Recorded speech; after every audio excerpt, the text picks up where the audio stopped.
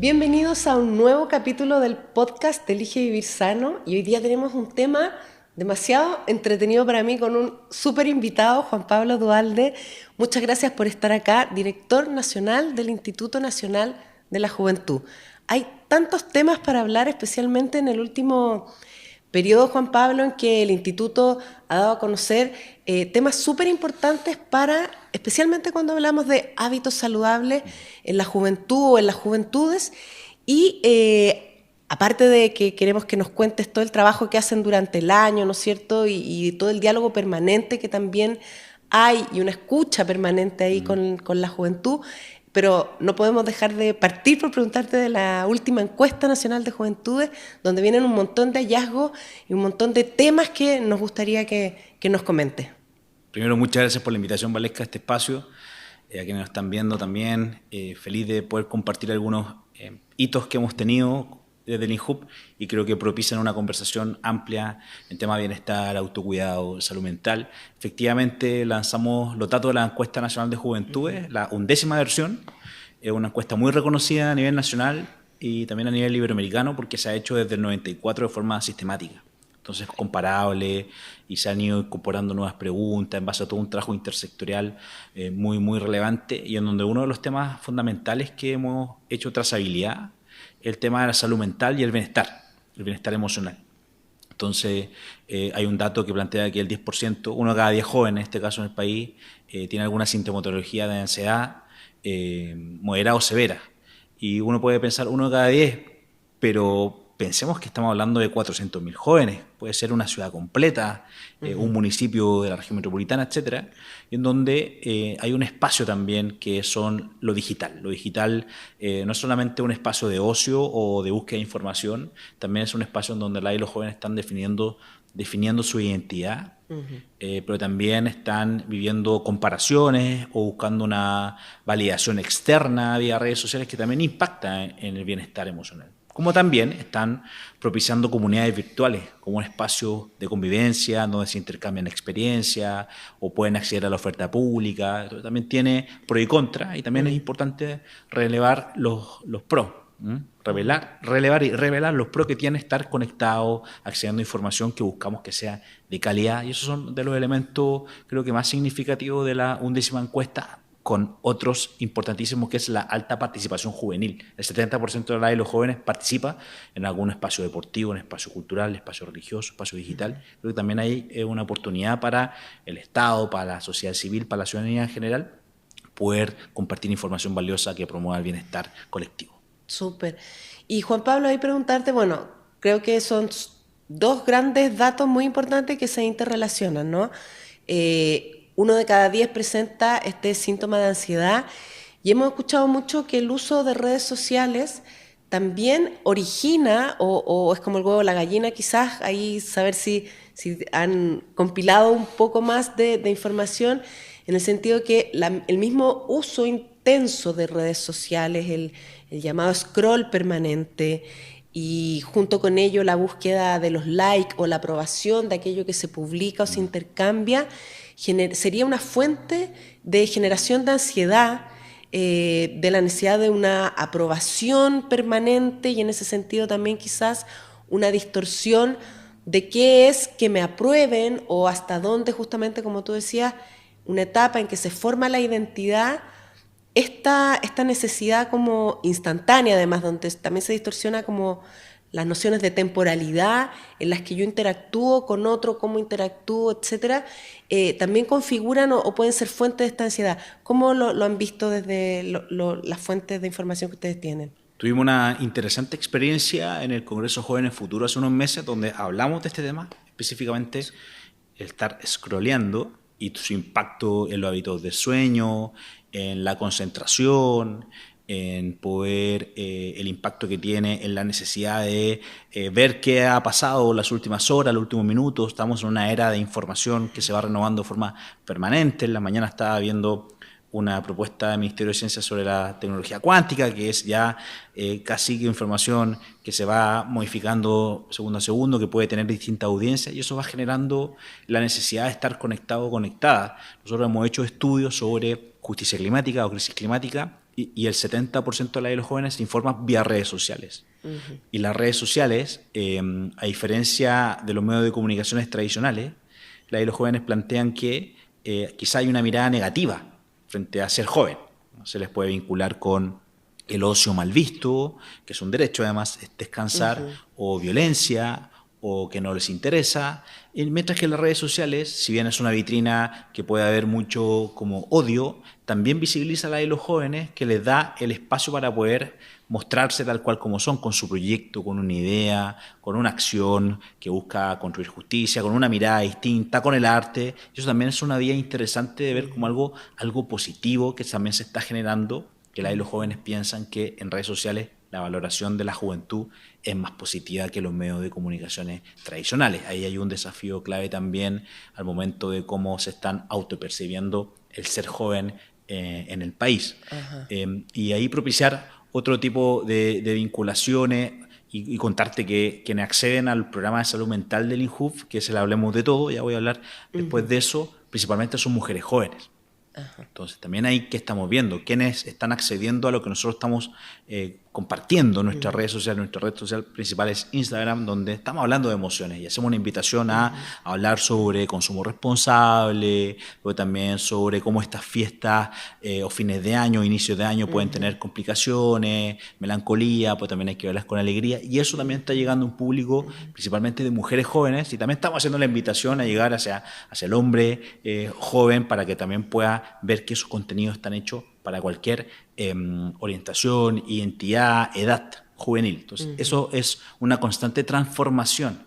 Hay que estar actualizándose constantemente, y que nos ha llevado a los equipos que están atrás bambalinas, pero haciendo un trabajo de calidad, es adaptarnos a qué significa un emoji versus un párrafo.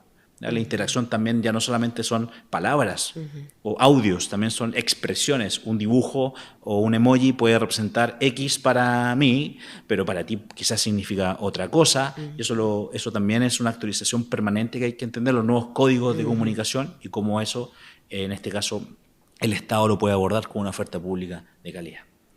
Perfecto. Ahí me surge inmediatamente como además el Instituto de la Juventud también es un instituto que tiene una política de Estado desde la vuelta a la democracia bien importante en un segmento que antes, comillas, no tenía una política pública quizás como tan específica, y al mismo tiempo con el darse desde el Estado la disposición y una escucha activa, y en ese sentido como estar atentos, y toda esta línea de estudios que ha permitido ir monitoreando. En tu opinión, además, como director y como sociólogo también, preguntarte, sabemos que ha evolucionado, ¿no es cierto? Y cuando tú decías todos participan mucho, eso es muy visible en las redes, con sus activismos, sus propuestas, sus temáticas, que son diversas. Que es como que superamos la juventud de los 90, que era la juventud que no estaba ni ahí, la que no participaba. Mencionabas que en esta juventud hay harta participación, pero a lo mejor de causas y no son tan como masivas, entre comillas, como etiquetable a una juventud que aparece hoy quizás más diversa, podríamos decir. ¿Cuáles son los temas en general y los quizás porcentajes de participación que han pesquisado? Dijiste 70% en general, sí. Y eso es tomando activismos, propuestas. ¿Cómo lo han clasificado? Sí, súper interesante la pregunta, porque apunta a una exploración que hemos hecho también en los últimos años. Este fue la 11ª versión de la encuesta. Era la primera, porque la anterior se hizo post-pandemia, post-estallido social, entonces queríamos ver si son tendencias nuevas o que venían de antes. Y efectivamente estamos en el histórico de participación juvenil en distintas instancias. Principalmente está enfocado en participar en un espacio cultural o deportivo, un espacio religioso. ¿Y esto cómo lo analizamos? Hay un paraguas, que es una problemática importante, que es la respuesta que nos ha entregado el mundo del trabajo para la autonomía juvenil. O sea, hoy gran parte de los jóvenes de la juventud del país viven con sus padres, madres o sus cuidadores, ¿no? ¿Hasta qué edad más o menos, perdón? O sea, uno puede ver que el promedio, contemplando que nosotros tomamos desde los 15 hasta los 29, entonces obviamente ahí las y los jóvenes están principalmente estudiando, pero el 55% segmentando entre 25 y 29, el 55% vive todavía con los padres o madres. Entonces uno puede ver que la autonomía es una controversia. Entonces es la generación más educada, o sea, no había más tanto porcentaje de jóvenes que está graduado, graduada o proceso de la educación principalmente universitaria, efecto de la gratuidad. Pero también el mundo del trabajo no está entregando la respuesta. Por eso hay una autonomía. Y como no está complicado salir del hogar, por así decirlo, se buscan estos espacios de participación que son deportivos, culturales o religiosos que permiten que puedan salir de su hogar a compartir un espacio de socialización que es fundamental. Porque yo te comento que aumentó la participación en espacios culturales y deportivos y espacios religiosos, pero se mantuvo las comunidades virtuales en los últimos años. Por tanto, hay una necesidad de poder salir. Y creo que está el efecto también post-pandemia, donde obligadamente, por resguardo y por cuidado, tuvimos que estar con cuarentena bastante estricta en comparación con otros países, que ahora se valora y se aprecia el espacio de socialización. Eso también lo hemos estado viendo en el estudio que hicimos sobre juventudes cuidadoras, que principalmente son mujeres jóvenes que están cuidando menores de 14. Y lo que más extraña son los espacios de socialización con sus familias, con sus amistades, fuera del entorno donde quizás pasan gran parte del día. Entonces ahí hay un espacio clave que se ve como una necesidad.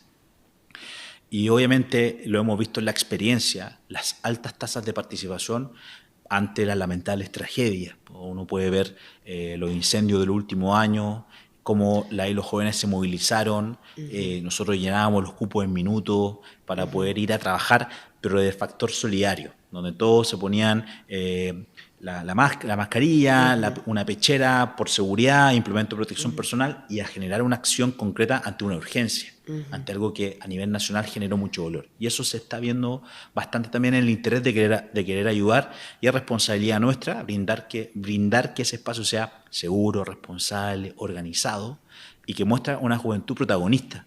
Entonces, hay una discusión de que quizás los jóvenes no les interesa la política. Sí, le estamos dando la vuelta a esa conversación. Se politizó la vida cotidiana.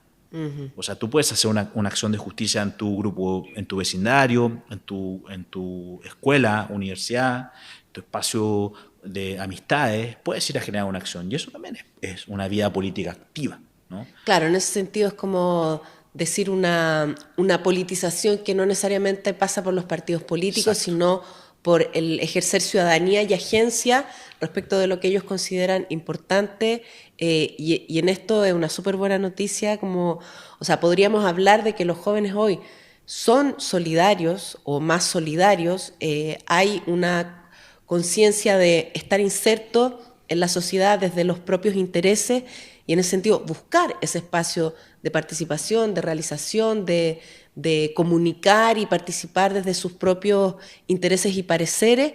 Y en ese sentido, Juan Pablo, preguntarte, ese es un cambio que viene sostenido más allá de este también tiempo especial o ciclo especial que fue estallido pandemia, ¿no? Que no es solo en la capital, sino Claro. que efectivamente es un fenómeno nacional. Ahí vieron, como tú mencionabas, ¿vieron algunos marcadores de diferencia a propósito de las dos últimas muestras? Sí, yo creo que ahí incide como una propulsión positiva el que haya mayor acceso a la educación de forma masiva, y en donde son las propias juventudes. Tú mencionaste algo que no quería no mencionar, que efectivamente los jóvenes hoy es el grupo más heterogéneo de la realidad nacional. No quiero decir que no hay heterogeneidad en los otros rangos etarios, pero sí si eres del norte, si eres del sur, si estás en la zona rural, si estás trabajando, si no, si eres la primera generación o la segunda que está estudiando. Y hay un espacio en donde, si bien tenemos la mayor cantidad de jóvenes como universitarios o universitarias, también se están dando cuenta que después lo que viene requiere de incorporar otras habilidades que quizás no están en los pensum o en las carreras, habilidades socioemocionales, trabajo de equipo, el uso de la tecnología, no solamente ser usuarios o usuarias, sino ocupar la tecnología. Entonces también están amplificando ese megáfono de buscar incorporar nuevas habilidades. A nosotros nos ha visto acompañar cierta instituciones o agrupaciones juveniles que han crecido muchísimo también desde la lógica de lo digital, que han podido conectar experiencias. Antes, para conocer una experiencia de Arica quizá había que ir a Arica, ahora podemos hacer mesas virtuales en donde se conoce una experiencia de Biobío, una de Magallanes, entonces van encontrándose puntos de encuentro muy relevantes para amplificar esa experiencia. Y nos ha tocado ver desde centros de estudiantes, por ejemplo en Magallanes, está la Universidad de Magallanes, obviamente, claro, que cumple un rol fundamental, pero desde los centros de estudiantes están generando ya acciones de organización, de participación activa. Entonces creo que eso es valiosísimo para seguir revisando y cómo vamos organizando una oferta pública, privada y social que permita la participación juvenil en formato amplio.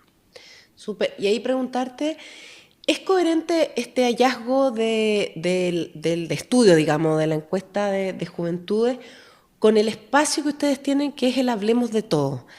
Donde uno pudiera encontrar quizás información más cualitativa en ese sentido, más desde qué les cuentan los jóvenes. Y te lo comento y lo quiero hilar después con, estuvimos en otro capítulo hablando de la niñez, y era muy relevante desde el espacio de los consejos consultivos que se inauguró con esta nueva política para los niños, niñas y adolescentes, donde los consejos consultivos son un espacio donde los niños participan activamente, plantean sus intereses y justamente coincide en la preocupación o la atención respecto de la gestión socioemocional, sí, tanto en las familias como también en los espacios educativos, los entornos como más sociales.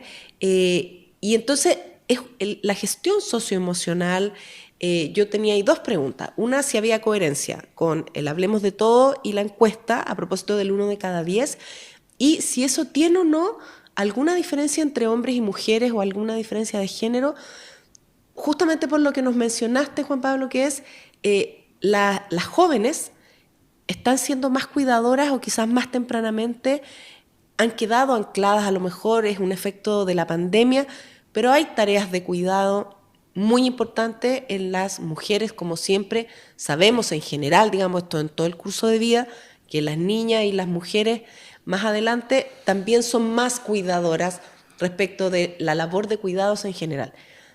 ¿Cómo en esas dos preguntas, digamos, cómo has visto esa relación? Sí. Bueno, la 11ª encuesta, Hablemos de Todo, y tenemos otro programa que se llama Compromiso Joven, ahora que justo estamos terminando un diagnóstico profundo de la institucionalidad de juventudes. En las tres, la dimensión salud mental y bienestar emocional es la primera prioridad. Tanto para los jóvenes. Para las juventudes. Perfecto. ¿No? Y esto lo levantamos desde la encuesta, pero también desde la consulta, donde participaron cerca de 8.000 jóvenes que definen cuáles son las temáticas que va a tratar el programa Hablemos de Todo el próximo año. Hacemos una consulta con alto nivel de participación y es interesante que empezó con 5 temáticas y ahora son 21. ¿Cuál es la número 21? Cuidados. Entonces la conectamos con un tema de agenda importante también para la gestión del gobierno y para la sociedad en general. Entonces ahí hay una vinculación, que hay una integración de temáticas que se prioriza en amplio espectro. Salud mental, y dentro de esa salud mental hay varias. Nosotros promovemos la educación sobre prevención del VIH, sobre trastorno de la conducta alimentaria, también es una temática que se incluyó los últimos años, y el fuerte es que ya es un programa que va a entrar en su 7º año. Es una experiencia que nació en Argentina, que trajo el INJUB Chile para acá, y como dicen también el Consejo Consultivo de Niñas, Niñas y Adolescentes, eso es muy relevante porque hay que llevarlo a la experiencia cotidiana. Porque nosotros, el Hablemos de Todo, es personal, es individual, se conecta una joven o un joven y va a tener una atención psicológica automática, no hay voz de por medio. O sea, se inicia sesión, preguntamos 3 cosas. Edad, para poder segmentar, municipio, para saber dónde tenemos que ir a seguir promoviendo el programa, y tercero, ahora preguntamos si están cuidando o no están cuidando. Y cuando hacemos doble clic en aquello como tú planteaste, efectivamente, tanto la encuesta como el Hablemos de Todo, el factor cuidados, y los jóvenes principalmente están cuidando menores de 14, uno podría pensar que son sus hermanos más pequeños o algún familiar, etc. Lo que más extrañan es la socialización, pero además hay una respuesta importante de quienes de las juventudes que no están estudiando y no están trabajando al minuto, mayoritariamente son mujeres, y responden que podrían volver a buscar empleo o retomar los estudios en la medida que puedan suplir o compatibilizar las labores de cuidado. Entonces ahí todo lo que se está haciendo en el Sistema Nacional de Apoyo y Cuidado, porque ahí hay un factor fundamental. O sea, la razón por la cual mujeres jóvenes no están retomando estudios, no están buscando empleo, o porque están cuidando. Y en la medida que eso no se pueda resolver corresponsablemente, no van a poder hacerlo. Hay un factor clave al respecto. En la comparación de hombres y mujeres en el Hablemos de Todo, que invito a que puedan ingresar a hablemosdetodo.inhub.gov.cl, ahí van a poder encontrar toda la información disponible. Las temáticas de consulta son similares.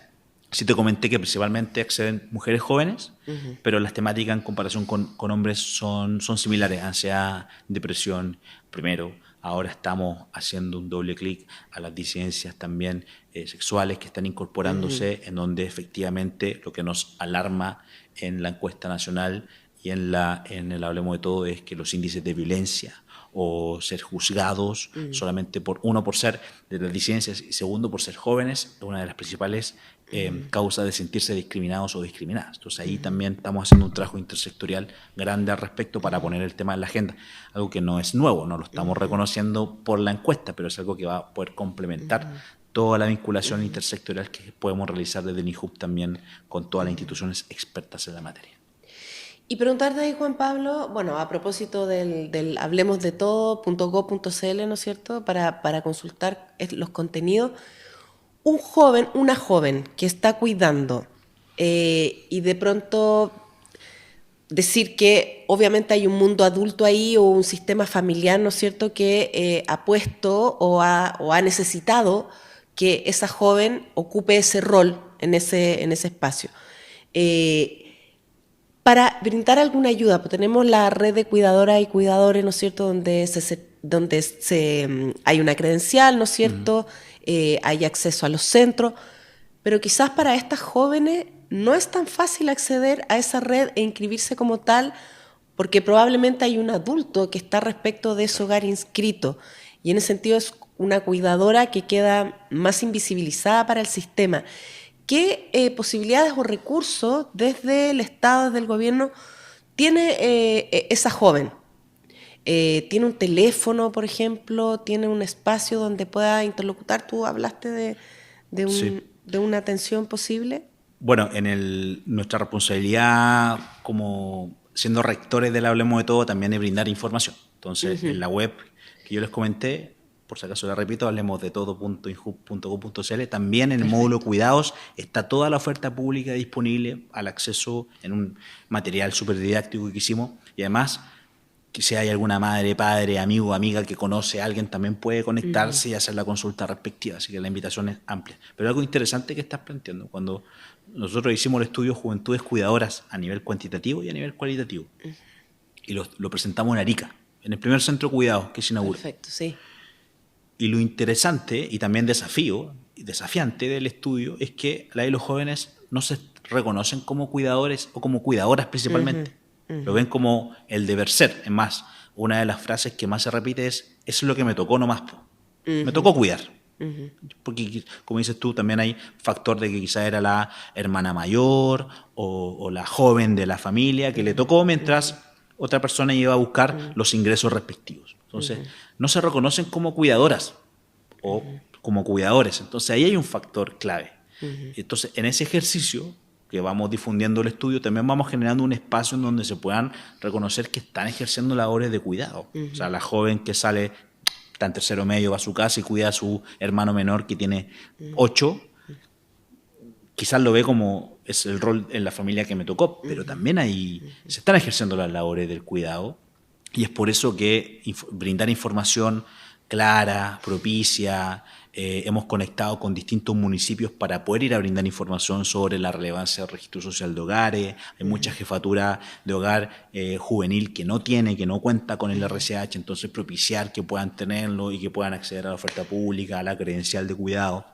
Lo encontramos por temas familiares, me tuve que ir a a un centro asistencial y había una joven con una credencial de cuidadora y la ocupó. Yo estaba mirando y dije, bueno, acá está el efecto de las cosas que están pasando. Estupendo. Entonces, claro. están teniendo efectos, pero lo importante es que accedan a esa información y lo conecto con tu primera pregunta. Muchas veces quizá estamos o están scrolleando y aparece lo de cuidados, pero también hay otro, seguimos, cuando hay una oferta pública que está a disposición.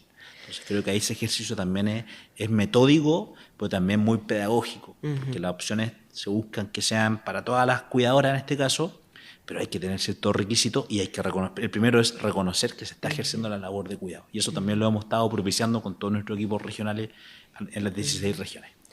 Sí, quizás ahí decir, entonces es muy interesante ver cómo una política que es nueva, que es la Política Nacional de Cuidados, ¿no es cierto?, ha ido como visibilizando y poniéndole nombre a una realidad que al menos desde la política pública y quizás desde la cultura en general, de la sociedad en general, está normalizada de una manera que hace invisible, porque sabemos que las labores de cuidado siempre han recaído fuertemente o muy mayoritariamente en las mujeres, y hoy día entonces en ese doble clic además aparecen las juventudes y quizás van a seguir apareciendo otras realidades que no tenemos tan a la vista y que son desafíos que la política de cuidado, ¿no es cierto?, está abriendo y, digamos, volver a decir que hay una oferta pública para quienes cuidan, hay una oferta pública para quienes también necesitan ayuda. En otro capítulo que tuvimos, también dimos la información en senda.cl, tienen también teléfonos de ayuda para la gestión emocional, efectivamente para todo lo que llamamos factores de riesgo que no están protegiendo, no están en el autocuidado, que es otra parte del cuidado como muy importante. Juan Pablo, en ese sentido, como para ir haciendo un ajuste en este rompecabezas de las juventudes que, ¿no es cierto?, son más diversas, dijimos hoy, han quedado visibilizadas unas tareas nuevas que socialmente no reconocíamos, que son las de los cuidados y que tiene especial atención en lo que ha sido toda esta nueva política. También la salud y la gestión emocional como un tema relevante que los mismos jóvenes ponen al centro y que seguramente, por lo que te comentaba, viene desde la niñez, desde las niñeces también levantándose. ¿Tú dirías cuáles son los desafíos ahí más importantes para la política pública que tenemos que robustecer a propósito de tener o de contribuir a que nuestras juventudes sean más saludables en el sentido de que gocen de una mejor calidad de vida, de que puedan disfrutar más esta etapa, ¿no es cierto? Juventud divino tesoro que se va tan rápido. Están pasando elementos interesantes. Tú mencionaste, yo destaco también la experiencia de los consejos consultivos de niños, niñas y adolescentes. Nosotros tenemos nuestro COSOC, Consejo de la Sociedad Civil, que ha ido potenciándose con el paso de los años, consultas digitales, encuestas, estudios, pero mucha pega territorial también para romper la mirada adultocentrista de que hay que moralizar o hay que disciplinar a las juventudes para que tenga impacto cualquier proyecto, política, programa en sus distintas escalas. Lo que se está buscando hoy, lo que están demandándole a los jóvenes son tener espacios, primero que sean seguros para poder participar activamente, que romper la lógica de que se habla mucho de las juventudes pero se escucha poco. Bueno, cada joven tiene una experiencia, están siendo lideresas, promotores de distintos proyectos en distintos ámbitos y eso tiene que ser lo que antes era una novedad. Si antes hace 15 o 20 años hablar de una mesa redonda de participación era la gran innovación, ahora es una premisa. Si no hay, no vas a tener un impacto participativo o vas a tener una mirada adultocentrista sin la lectura juvenil. Ahora, la lectura juvenil es parte de la sociedad, pero también tiene cierto simbolismo, cierto lenguaje, cierta idea quizás de conectar una agenda local con una agenda internacional amplia, y para eso son espacios seguros, espacios de escucha, también brindar buena información. Creo que hay aspectos importantes de cómo vamos combatiendo también en el camino la información falsa, la fake news, con buena información, con ser usuarios activos, responsables, chequeando la información. Eso creo que es responsabilidad de la oferta pública y que también que no solamente es invitar a que las juventudes participen a inscríbete acá, anda a la actividad al fin de semana, que ya de por sí es muy importante, sino que hay una lógica de trabajo. Hay una lógica de trabajo que hemos ido aprendiendo y que el INJUB tiene hace más de 30 años, que es estar conectando directamente con la de los jóvenes y eso ponerlo a servicio de. Para convocar hay que explicar, hay que ver cuál es el efecto, el uno a uno prácticamente es irreemplazable. Los hombres jóvenes participan porque quizás amigos lo están haciendo, las mujeres jóvenes según la respuesta porque quieren generar un cambio o construir justicia. Entonces son tácticas o estrategias de poder convocar y creo que eso tiene que estar en la mesa, pero principalmente escuchándola de los jóvenes, no que se le diga hagan A o B, sino que estén siendo parte. Y así con la niñez y así con las personas mayores, desde lo intergeneracional que es tan valioso y que permite que todos podamos vivir en un mismo territorio. Muchas gracias, Juan Pablo, por habernos acompañado. Quizás ahí hacer el llamado a quienes nos ven, que nos escuchan, jóvenes, niños, familias, que la escucha activa y darle espacio a cada momento en el curso de vida, desde las niñeces, pasando por los jóvenes, que son esta bisagra, ¿no es cierto?, entre ser niños y ser adultos. Son todas edades importantes, somos todas personas importantes en la edad que ejercemos y es parte de un factor protector y hábito saludable que tan importantemente buscamos difundir y ampliar. Así es que muchísimas gracias, Juan Pablo, por este importante hallazgo y mensaje y nos vemos en otro capítulo. Chao, chao.